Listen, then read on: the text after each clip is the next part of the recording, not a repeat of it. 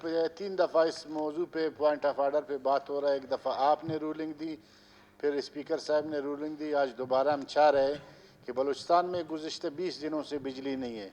कैस्को के एहलकारों को यहाँ पे बुलाया गया कि बिजली काट दी गई है। आज भी पूरे बलूचिस्तान के अक्सर इलाकों में 3 घंटे से ज़्यादा बिजली नहीं है। जनाब स्पीकर साहब, पहले इजलास में आपने रूलिंग दे दी, उसमें पता नहीं क्या तय पाया, मुझे मालूम नहीं है, लेकिन उसके बाद यही कहा गया था शायद बलूचिस्तान के अंदर वापस बिजली अपने क्योंकि सिवाय कोयटा के बाकी इंटीरियर में 6 घंटे से ज़्यादा बिजली नहीं है, वो भी ओवरलोड है।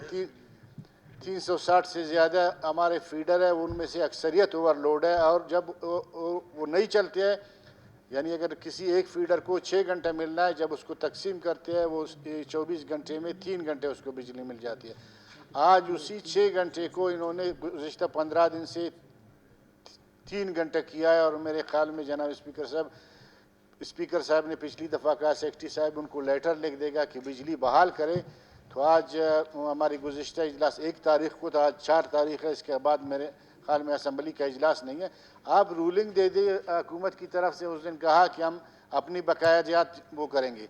ज़मींदारों ने उनसे एक बाकायदा उनके साथ तय किया है और रिटर्न में है कि जिन इलाकों में 50% से ज़्यादा अदायगियाँ होती है, वहाँ आपने फीडर को बंद नहीं करना है।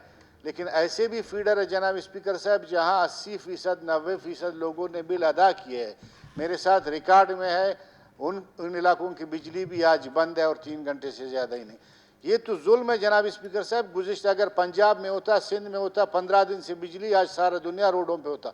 हम असम्बली में बात करते हैं, बार बार बात करते हैं, हुकूमत बैठा हुआ है, कैस्को को बुलाया जाता है, और तीसरी इजलास में पॉइंट ऑफ आर्डर पे जो है नुक्ता बात हो रहा है, लेकिन हमारी दरामद नहीं है। मैं कहता हूँ जनाब स्पीकर साहब, खुदा के लिए आप रूलिंग दे दे, एक दफ़ा बिजली बहाल हो जाए, बैठ जाए, वो ज़मींदारों से भी हिसाब करे, हुकूमत से भी हिसाब करे।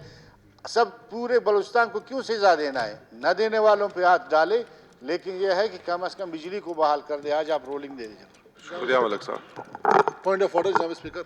मेरे ख्याल से एजेंडे की तरफ आते हैं, इस तरह एजेंडा सारा रह जाता है। साहब, इस पर आप बहुत काफ़ी बोल चुके हैं ना, मेहरबानी करके बाद में आपको मौका देता हूं मैं। वक्फा सवालात मिर्ज़ा बित अली रेकी साहब, आप अपना सवाल नंबर 227